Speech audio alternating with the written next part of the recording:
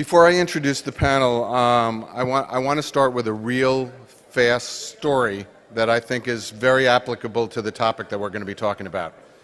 So let's call this person a young late 20, 30-something who is here at ITExpo and is busy looking at their smart device and not paying attention to the light out here, and they get hit by a bus. And the next thing they know, they're in the cloud, right? They're in limbo. First thing that happens is they notice this little red guy with a tail who's coming up to him, and he says, you know, you're in limbo, you're going to have a choice to make. You can either go to heaven or hell. Let me show you what hell looks like, because I think there's a really good value proposition here that you're going to enjoy. So he pops up a screen, and he shows these pictures of nightclub, great music, fabulous playlist, young people all having a great time. And he says, that's me. There's a guy coming who you're going to talk to next, who's an angel, and he's going to show you what heaven's like. Devil disappears, angel shows up. Angel pops up his screen, says, this is what heaven looks like. And all it is a picture of a cul-de-sac, very nice homes, strollers with babies in them, bucolic music playing in the background, trees. Devil comes back, says, okay, you have to make a choice. And the guy says, oh my God, are you kidding? I'm going to hell. Bang. Next thing he knows, first thing he knows is there's this horrible sulfur smell, and it's really hot, and everybody looks really depressed and angry. And the devil comes by, and he says, so what do you think? And he goes, this is nothing like what you were showing me, right? And he goes, well, up there you were a prospect, down here you're a customer, right? So the reason I said that is that at the end of the day, and we've been talking about this with a bunch of the panelists here for part of the show, is the future of the service provider and the future of basically everybody in this audience in large measure is going to be driven by capturing and pleasing customers, and somebody who shall remain nameless actually said, by the way, the customer is internal as well, and that every call that is ever made and every session that is ever initiated should be treated as a customer call, because ultimately we're customers of IT, we're customers of the CEO, all the C-levels, we're just customers in different contexts. So what we're going to try and talk about today is a topic that is near and dear to my heart, because I've been in the industry way too long, and have lived through Computer Inquiry 1, Computer Inquiry 2, and the consolidation, restructuring of the industry, both here in the United States and globally. We're going to talk about what is the future of the service provider, what business should they be in, and based on that discussion, okay, so how do they get from where we are today, based on what I said on the earlier panel, that we're at a tipping point in the industry, and long-term destiny is going to be determined in the next 12 months. Can service providers change culturally and every other way in order to be able to capitalize on the opportunity that they have based on the asset base that they have? So I don't do long-winded introductions. There was a Secretary of Agriculture in the Eisenhower administration who said one of the most profound things I've ever heard, which is where you stand depends on where you sit, where you sat. So with that said, I am going to let the panel do two things: introduce themselves and then tell us where they sit. You will notice there are no service providers on here, so this is Dear Abby, right? We're going to be giving advice. So I'll kick it off. I'm Craig Walker, CEO of a company that built a service called Uber Conference. It's a visual conference call service. I used to run Google Voice, and before that Yahoo Voice. And where I sit as far as carriers go, we're an over-the-top and always have been kind of an over-the-top service provider. So we have an over-the-top service provider. All right, my name is Steve Johnson. I'm with a company called Ingate Systems. Ingate is in the business of supplying enterprise session border controllers. You might ask yourself, why would I be on this panel? And the reason I'm on this panel is that we have a yet different idea of where the service provider may want to move in the future to preserve revenue. And we believe that enterprise session border controllers may have a place to play in that new model. And I'm Dave Walters with Sansei in business development. And we are a session border controller that serves the carrier market, both wholesale as well as retail providers. I'm David Tipping from Sonos Networks. We make solutions from the wiring closet for enterprises all the way to the central office for the service providers. We look at the service providers as being one of our go-to-market avenues as they provide communication and integration services for lots of enterprises. Rene Chotola from CGI, not Clinton Global Initiative, by the way. We're a consulting firm, system integrator, and an IT and business process provider. If you haven't heard of us, we probably are the largest company you've never heard of. We've grown over the past 36 years. In absolute numbers, from 1994, we were 1,800 professionals and about $96 million in revenue. Today, we are 71,000 and over 10 billion. Our last quarterly results showed an end-to-end growth of 148%. My role is I'm the vice president in telecom and media. I lead the Mobility Council, which is a horizontal, and I'm also the vice chair of the Global Technology Council. Okay, so as you can see, we have a really good diversity of advisors. I want to start with a show of hands. How many people in this room believe that 5 years from now, most of the legacy physical network service providers are basically going to be dumb pipe companies?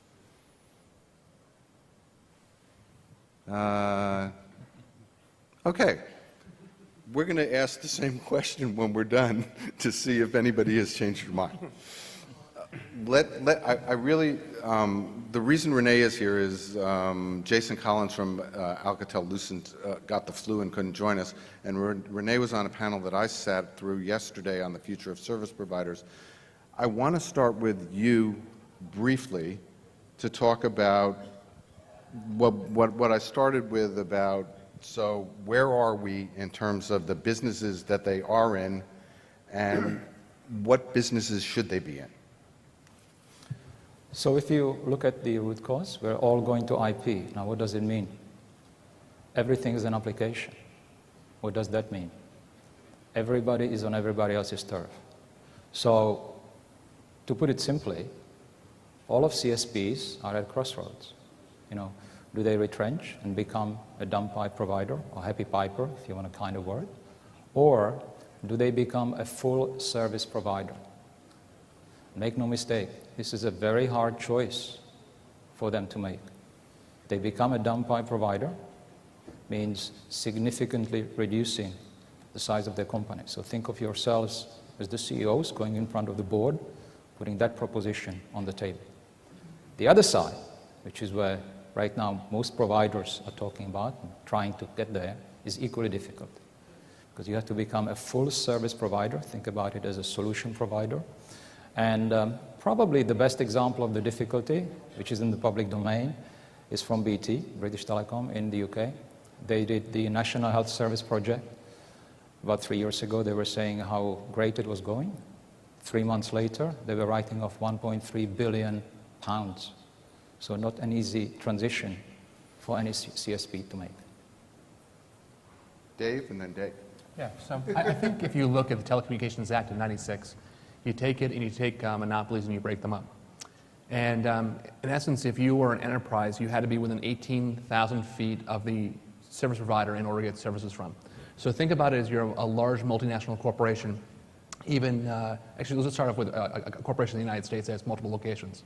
Before 1996, you could look at 1 or 2 places in order to get your services.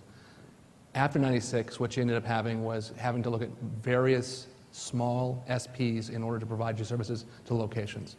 The nice thing about IP, like Renee said, is it allows the service providers to start competing outside of the market, exactly where they want to be able to encroach in locations they weren't able to participate with before.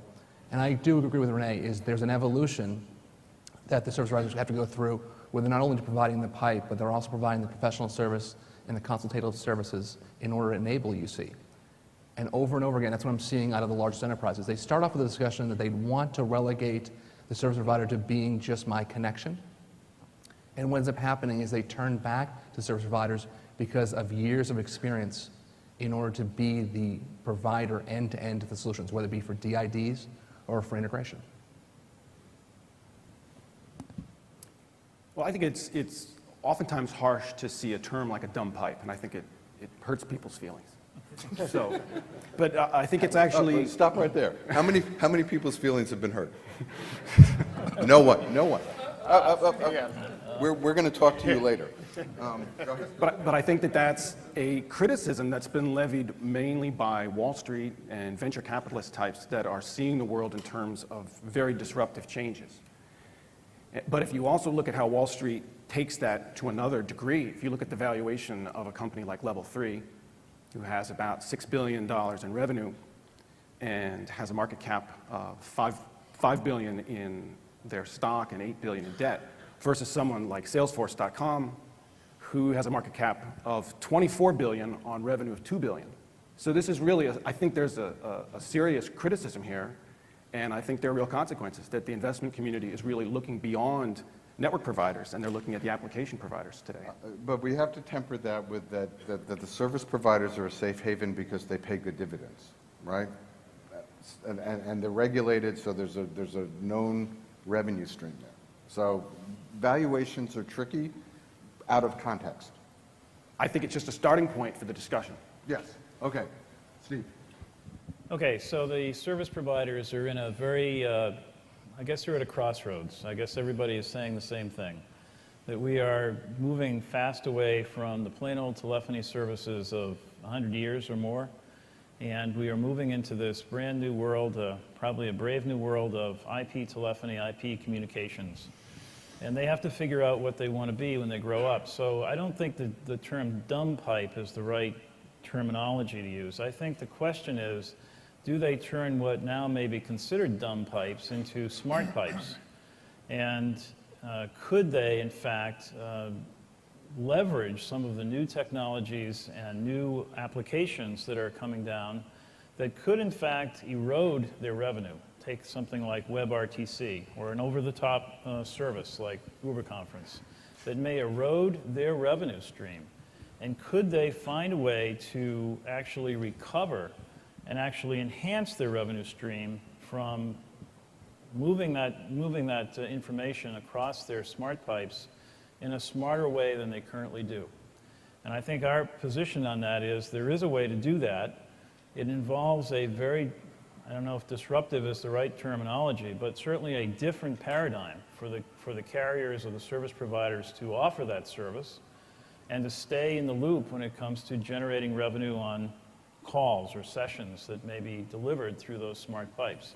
And that, I think, is where the service providers really need to consider revising the way they're doing business and not using SIP and WebRTC as simple replications of the 100-year-old service, but doing something unique and different. And if they can do that, they can stay both vital and they can turn those dumb pipes into smart pipes. And I think we know the way to do that.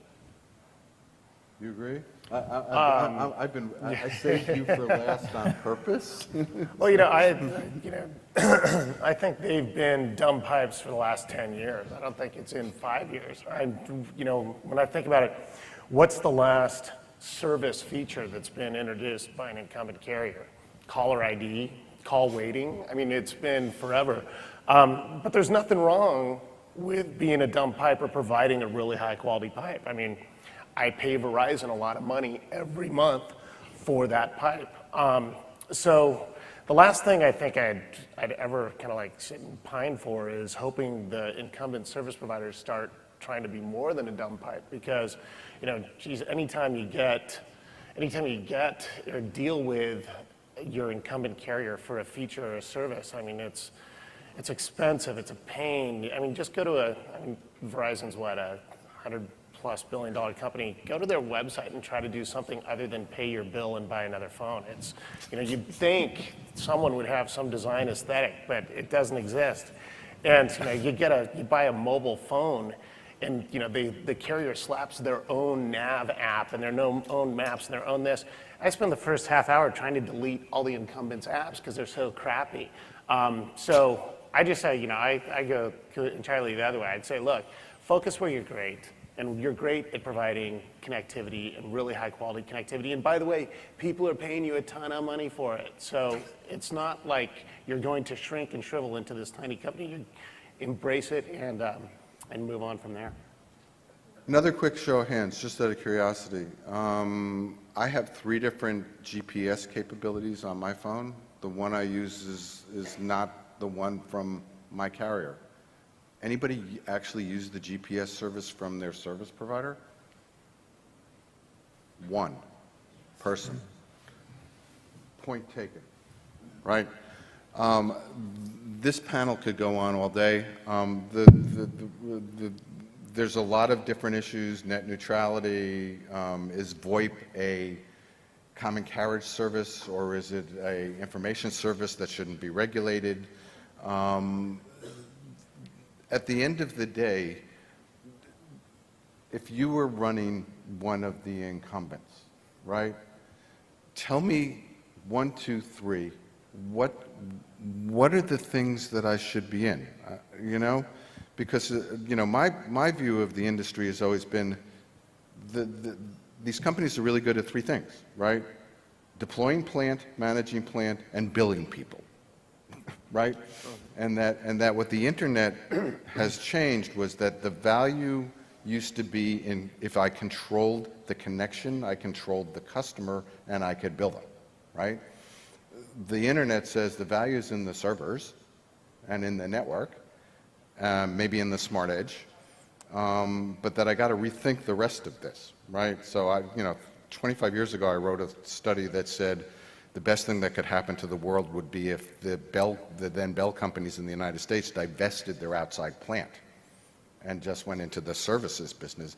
I still believe that's true, and I think Wall Street would love it because we don't need 2 people tearing up the ground in my neighborhood to offer me an electric utility or a gas or, that the communications has gone there.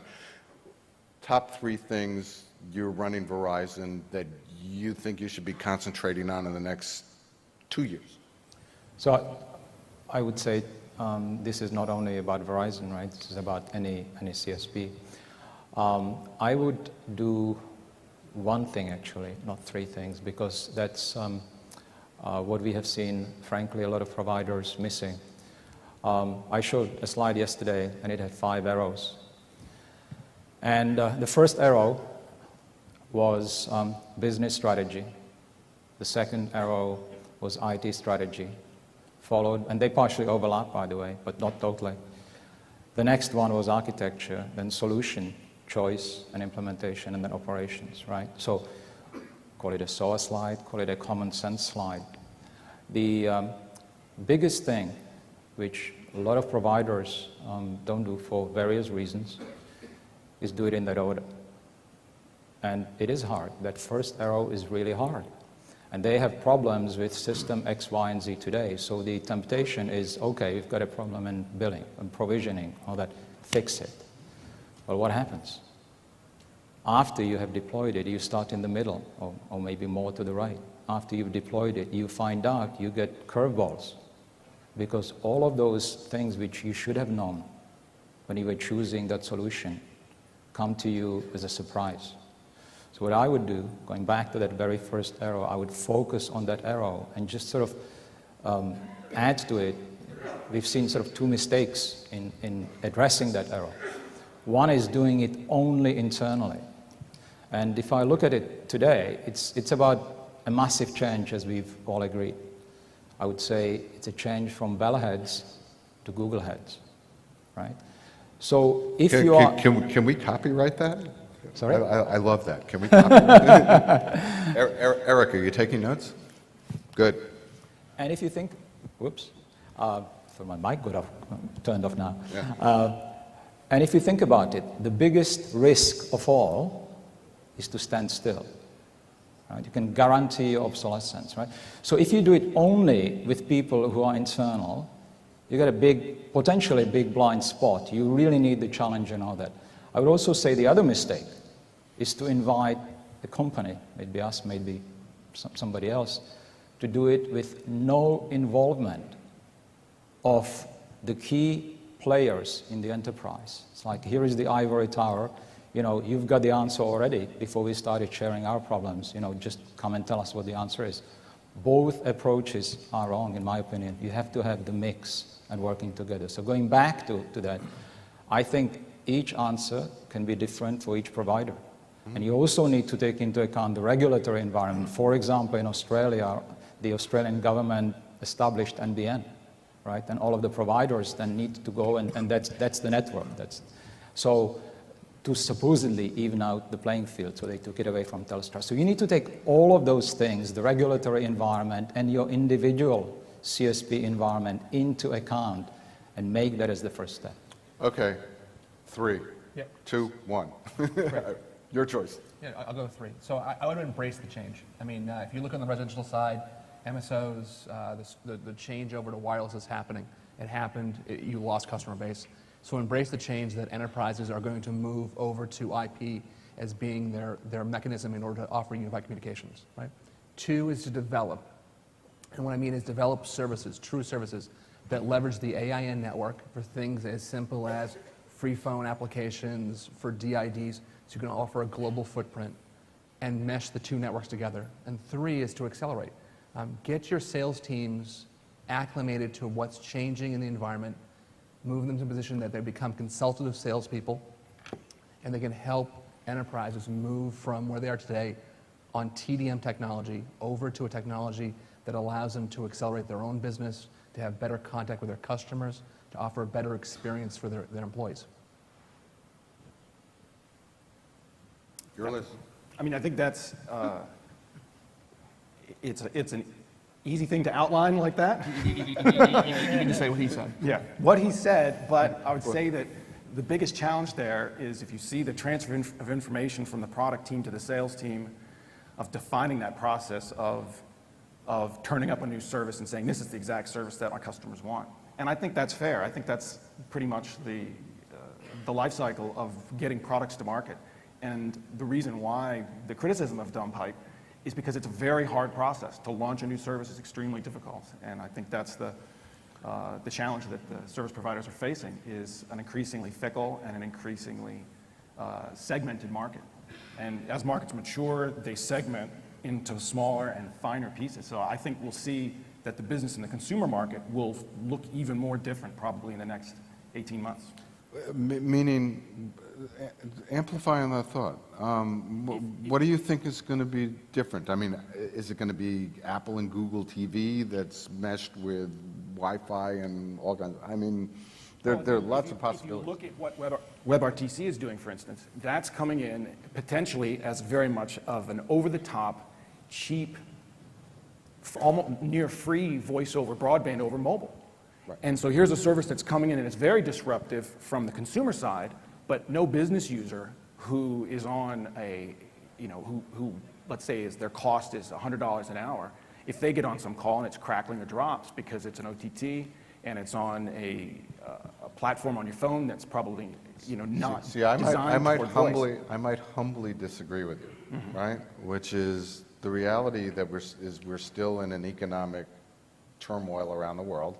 And the reality is when I get off a plane in Singapore and I can hook up to a Wi-Fi network, best effort VoIP is music to the ear of my CFO, right? So, there's the consumer market, but we're in a global world where we're all nomadic and where Wi-Fi is proliferating along with small cells for cellular. There's a dynamic there that is also complicating the business that these guys want to or need to be in. Steve. Okay, so if I'm still on the same question, I think there's at least 2 things that the service providers need to do. One is they need to recognize that they are being attacked by many, many different things. WebRTC is one of them. I think it's a potentially disruptive technology for voice over IP. I think the other thing is things like Google Talk, And I believe that, Google is big enough and strong enough and interested enough to really make a run at taking away the services business of the current incumbent service providers. So let me just explain that I believe that there's a way for us to, or the service providers, to innovate. So that's the second thing. Let's be innovative. Let's assume that you could blow up what you've built over 100 years and start over again. If you're starting over again in an all IP world, would you really centralize all of your call control and force people through what is now 100-year-old type technology? I think not. I think that we have an internet that has been built with smart routers and smart devices throughout that gives you very good quality.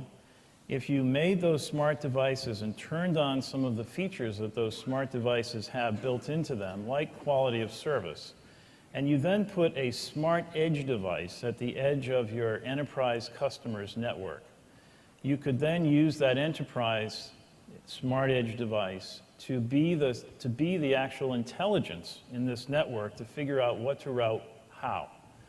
So what would you route differently than just best efforts? Well, let's assume that we start to use video from the desktop. Video is very susceptible to jitter and delay and all that stuff. And if you try to run it through the current networks, either over the top or the SDN networks and so forth, the first thing is that the service provider is now out of the loop in terms of gaining any revenue from that call. What if the service provider could instead capture the call statistics from the edge device and could actually charge a premium for those better quality deliveries than is just best efforts voice? If you could charge more for the service provider to route a video call over a more quality controlled element of the network, if you could do the same thing for faxes, which today are a big problem over IP, if you could do the same for other services that you might want to take advantage of as we expand what unified communications make, then the service provider could remain in the loop for actual billing of those calls, of those sessions. So I think the most important thing I would do is look differently at how I'm actually delivering things. Because at the end of the day, I think the biggest asset that these companies have is their network. And that network needs to be revenue generating. It can't just be one price fits all. You can push as much over this as you want to. People are going to demand, it may be true today that people aren't too interested in quality over cost, but we are going to recover from this melees that we're in today. And when we do, people are going to demand better quality, and they are going to move to some of these new applications that may or may not be supplied by the service provider. But if we give the service provider the due of the asset is their network, then let's use the network and make it smart and stop playing around with it being dumb. But by the way, just on that note, and I'm going to get to you in a second because I want to know if what everybody, the four guys in front of you said, especially what Steve just said, is if I could blow everything up and start over, would I look like Firespot? Right? But what Steve just said is a profound thought, because Google started paying Orange for traffic, which they said they would never do under net neutrality, to provide premium access for the Google ecosystem in Africa, right? That is a sea change that if you're not aware of it in this room, you need to be aware of it, right?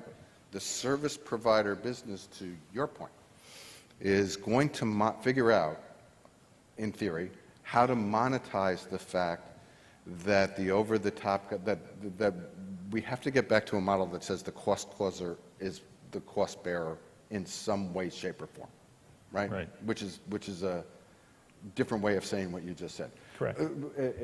Okay. So are they going to look like you? No, well, I don't think so.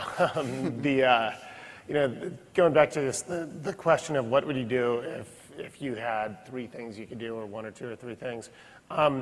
After calling them dumb pipes for the last 10 years, they have tremendous assets and ridiculous advantages. I mean, all the things that people like us that we did at Grand Central or Dialpad or Google Voice, all these things, those are over the top, and we work like crazy to make those work well with the limitation that we don't have any control of the underlying networks, and we're trying to optimize just based on what's out there.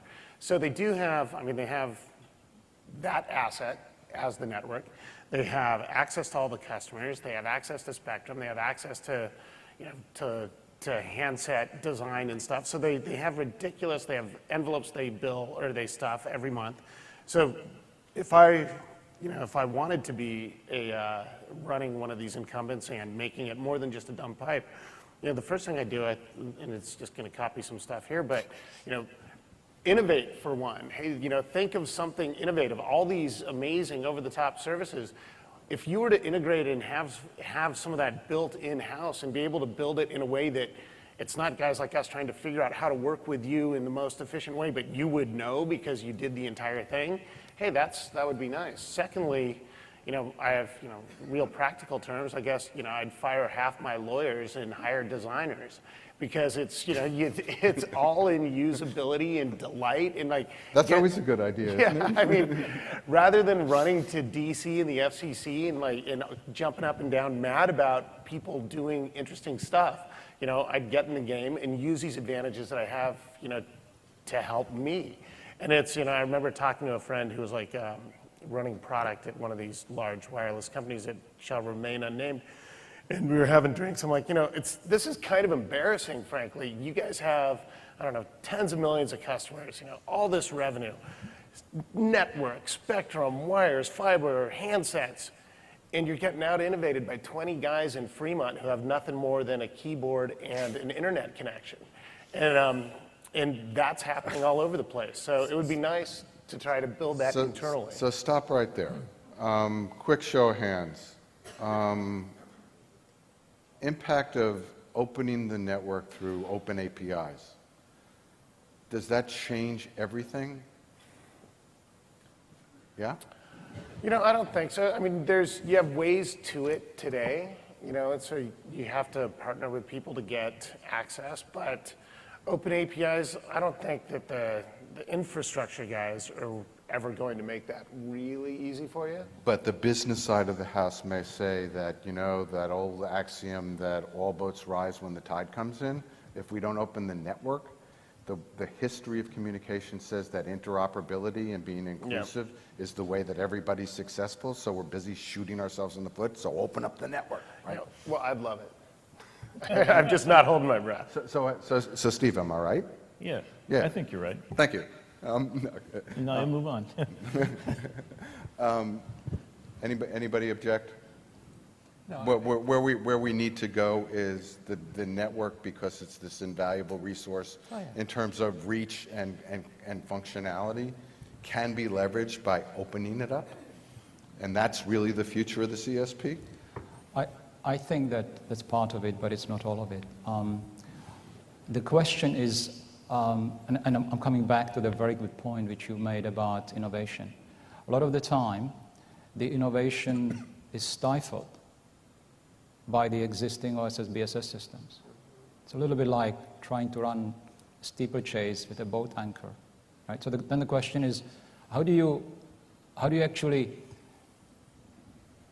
increase the agility of your OSS/BSS? And you know, what does it really mean in tangible terms? I mean, it sounds good when you say it fast, agile, but what does it really mean, right? And it means accelerating everything in terms of your offerings, and going back to the innovation, only your vision should be the limiting factor, not your OSS/BSS. So what does it really mean then?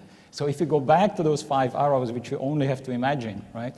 One of those things which is in the middle is architecture. And a lot of the time, we lose sight of it. We've got RFIs, RFPs with gazillion features. Well, if you can imagine what products, and therefore what features, you will want to have in 3 or 5 years, you're in the wrong job.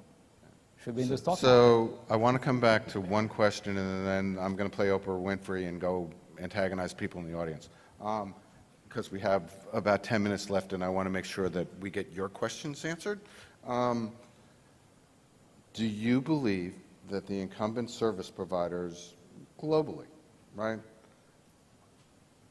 because of the restraints of their culture, can they move fast enough to retain their centrality, or are they going to fall by the wayside to guys like Craig? Just like in any Darwin model, right? You'll have the people that will innovate and change.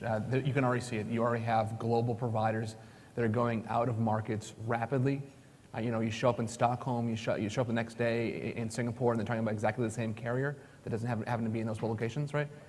It will be up to each of the service providers, PTTs, to determine do they want to be part of it, or do they want to be cannibalized by one? I'm going to jump in for 1 second because the airline industry is a really good analogy, which is you can't make it up in volume, right? So they go 20 years where 19 of them they lose money. That's not a really good business model. So you can't show up with the same service, right? Well, no, I was saying to you you can already start to see there's a list of service providers, and those guys in the enterprise can feel them, the ones that talk to you about UC, talking about SIP trunking, talk to you about being able to connect more than just one location, right? They exist, and what they're doing is they're going out and they're doing it globally, and what they're doing is offering differentiated services and taking huge market share away from incumbents. Dave?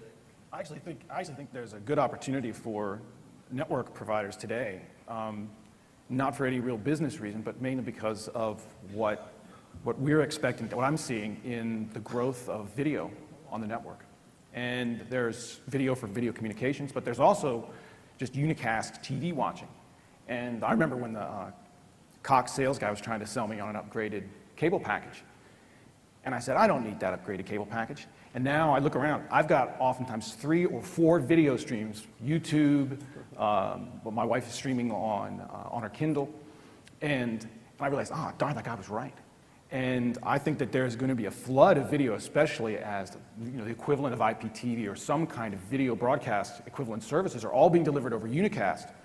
That's a one-to-one stream, and that's going to be a huge flood of network contention.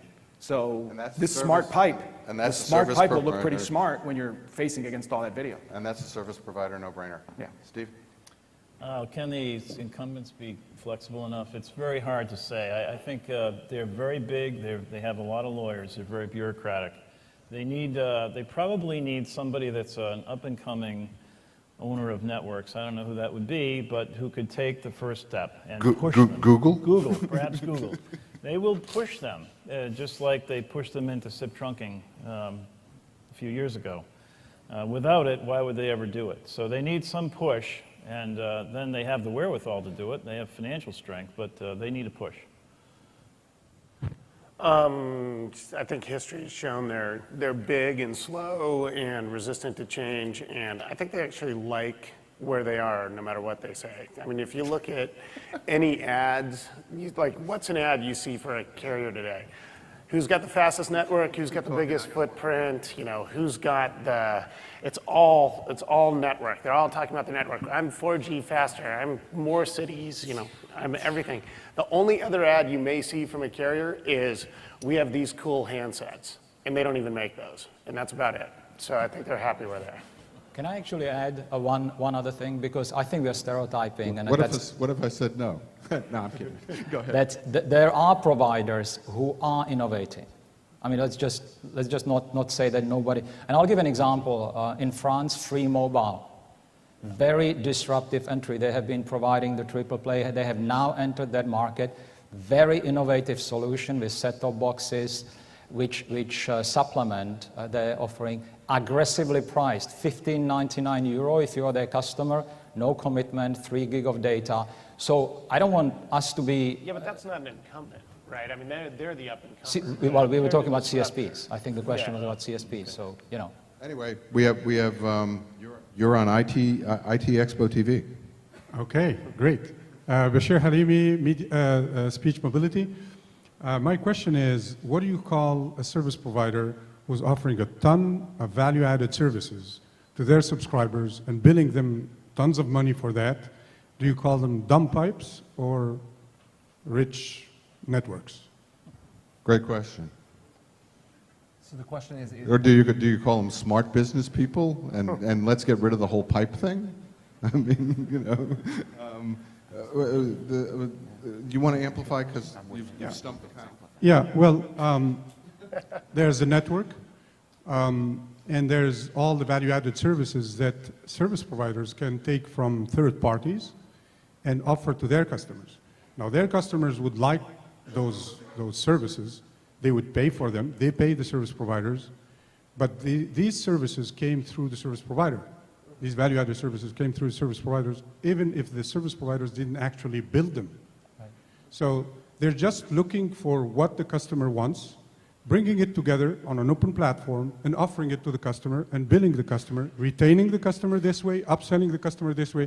Now, I mean, if you want an analogy, is Walmart a dumb network? They have stores, they're successful, but they're selling products that they didn't build. Anybody want to respond to that one? So I would call them as actually a full service provider. And actually, you've got an excellent point, because in my opinion, this is one, nobody can do it alone today, right? So what you're describing is, call it an aggregator. If you look at NTT Docomo, their success in the early days was exactly due to that. And if you look at CSPs who are trying to get to the cloud and who are doing infrastructure as a service, their dream to do software as a service, which, by the way, has got a lot of issues. So I don't mean to demean bringing in together all of these providers. You have to, cloud aggregation is a very rich topic. So if you can do that, you're adding a lot of value, and potentially there's a lot of benefit. So we have the benefit, speaking of benefits, of a service provider who would like to ask the panel a question. Thank you very much. So yes, my name is Lucas Vandercroft. I'm with Vodafone, one of the... Vodafone. So we're the second largest carrier in the world, probably. For those who don't know, we have over 400 million subscribers around the world. But anyway, if I were hiring one of you for CEOs, I think the only candidate that might go further is David from Sonos, because he's the only one who really said to embrace change. Okay, I think we're all scratching the margins here.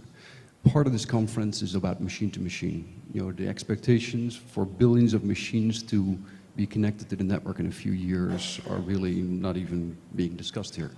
And it's not about any of the stuff that you're talking about, okay? I call it all infotainment, whether it's video or RTC or whatever it is. It's all people communicating with one another. The big sea change is going to be machines talking to one another. And it's not the volume of data. It's the trust of the network and the security of the connections. So anyone want to violently disagree with that? Well, I mean, I think that's exactly what we've been saying, right? The network and the carriers and the incumbents have that as their primary asset. And secondly, I think inherent in what you just said is you're more focused on machine to machine than on user experience and end user. So, I'm not surprised. No, I'm really not. See, the whole premise of the debate here is dumb or not. Dumb is a value judgment. We're talking about technology. There's nothing dumb or smart about it. It just is what it is. So, and what we've learned in recent years is that when you open things up to the community to innovate, you get a lot more fun and you get a lot more innovation. You go a lot further. And I think for operators to acknowledge that and open their stuff up and play their contribution in the billing, in security, and in providing the pricing plans that enable that, pricing is going to be a huge, major enabler of change. I was going to make that point. Go ahead. That one of the challenges is, and I agree, that being a trusted provider is extremely important. I mean, if you think today about some of the services where your voice call could be scanned, people can throw ads at you, or that your email content is being scanned and they're throwing ads at you, or who knows what else they're doing with this. One second. The question of remembering as the service provider that you are the trusted provider and that people need to hold on to their pricing. That Cox guy that I was negotiating with about my cable, I said, I don't need that service, and he dropped the price on me. So I got about $20 off per month. He should have held his price. He should have said, I'm giving you a great service. But he didn't. He lost his confidence. And so the fact is that if you're the trusted provider, I think people need to remember that there are value to these services. I wanted to add that going back to, there's two things, right? Cost cutting and revenue enhancement. I totally agree that M2M is one of the revenue enhancement streams. In fact, we are one of the suppliers, maybe, I don't know if the only one, to Vodafone on M2M. And M2M is indeed coming very big. And we've also worked with Telenor Connection to roll out our platform to 23 different countries. So, point well taken about M2M. All I wanted to say, it's not the only revenue enhancement strategy which a provider should be thinking about. So Mickey's hands are like this. So we got time for one more question, and then we're going to have to let everybody go offline and continue the conversation. Here's the scenario. What the service provider really has along with the customer relationship is their trust, right? In an online world where more and more of my volition is going to be online as opposed to physical, shouldn't the business that they're be hosting, leveraging that trust to host the virtual me? My desires, my volitions, the way I get authorized, my identity, isn't that the value-added proposition that really truly leverages what they have?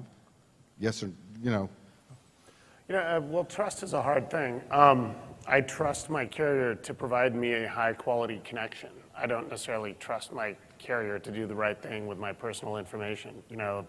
Wasn't that long ago that... You trust Google and Facebook, right? I trust one of those two. We'll talk later. Yeah. But it was like right after 9/11, the large carriers were doing unauthorized wiretaps of people in the United States. Illegal. Congress went and gave them immunity afterwards. But, trust is eroded. I just got a class action thing for AT&T because they were overcharging me for USF. Trust is eroded. So, I trust them to give me high quality. I don't trust them to provide me excellent customer service. So you don't. Yeah. So back to because we're running out of time. You don't trust them to host your virtual me. No. Nor do I. Nor do you. No, but I think it's a great opportunity. Yeah, Peter, just the analogy, I don't trust my Porsche service tech take care of my dentistry. I like a communication and online. But I don't trust my, if I were you, I wouldn't trust my Porsche guy to take care of my Porsche. Oh, no. Right? You and I will get into a fight right here. Don't do that. Yeah. But no, I look at it as being two different requirements. Trust, customer service, and the offerings I want. How often do we get the spam mail where you get offerings which you've got no interest in, or even those which you already have provided to you? So I would say those three things is what I would be looking for from the service provider. I would say shoot ahead of the duck. That's the key. Okay, so I promised that we were going to take a vote at the end, and we're going to. So based on what we just heard, how many people in the audience believe that 2 years from now that the service providers will be vibrant ecosystem central pieces of those evolving ecosystems, and that we won't be having sessions about dumb pipes anymore? We didn't convince enough people. Panels convinced.